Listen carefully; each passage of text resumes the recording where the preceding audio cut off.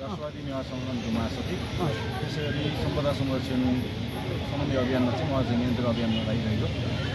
अब आज चाहिँ हामी यो भद्रकाली शक्तिपीठमा चाहिँ आइरहँदाखेरि यहाँको जुन अहिले निर्माणाधीन भएको सत्तल छ, त्यो सत्तलमा चाहिँ प्रकृति र पर्यावरण मैत्री रूपमा पहिलादेखि नै नेपालको रैथाने भङ्गेराहरू रहने चाहिँ चकपा चाहिँ रहेको भनेर चाहिँ रिसर्चबाट नै प्रमाणित भएको र फोटोग्राफिक एभिडेन्सहरूको भएर चाहिँ आज यहाँको जुन कन्स्ट्रक्सन साइड हाम्रो इन्जिनियर हुनुहुन्छ उहाँसँग हामी यहाँ सम्वाद गरेका छौँ र उहाँलाई यो विषयमा जानकारी गराएको छौँ। अब उहाँले थप समन्वय गरेर चाहिँ अब यो जुन हिसाबले त्यो पहिलादेखि रहेको चकपा छ, त्यो चकपालाई चाहिँ अहिले बन्ने सत्तमा केही रूपमा चाहिँ यथावत रूपमा कायम रहने गरी चाहिँ पहल गर्नुहुन्छ भनेर आज हाम्रो लेखकहरू पनि हुनुहुन्छ। मेरो नाम ध्रुव बस्नेत र उहाँ हामी चाहिँ म त वडा नम्बर 4 बस्छौँ र भूकम्पपछि हामीले घर भङ्गेरा पनि सुकुम्बासी भए भनेर एउटा कन्सेप्ट भएर अनि त्यहाँबाट घर भङ्गेरा संरक्षणको लागि अभियान सञ्चालन गऱ्यो। त्यो थुप्रै ठाउँमा यो गुड बनाएको छ। जस्तो त्यही मध्येमा अनुसन्धान के भयो भनेदेखि यही भद्रकालीमा पनि गुणहरू थुप्रै थिए। सखुवा भन्छ नेवारीमा।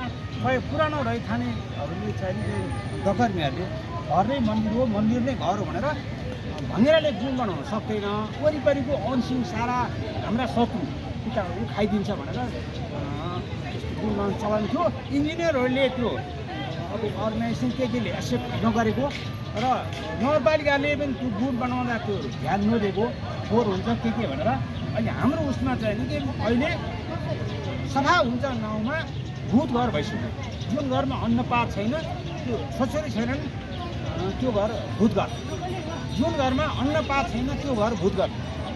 जुन घरमा पशु पनि छैनन् त्यो घर भूत घर।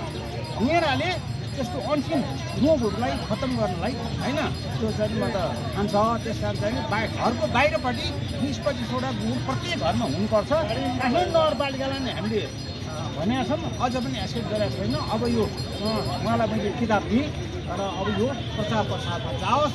यो अब यो भन्दा पनि यहाँ गुणको छ होइन देखिया छ र उहाँ इन्जिनियर साहबलाई हेरेर उहाँलाई दिएँ बस्ने। यसको भूकम्पपछि यो अभियान चालन कृत्रिम रूपमा यसको मोडेल हेर्न आउनु राम्रो हुन्छ।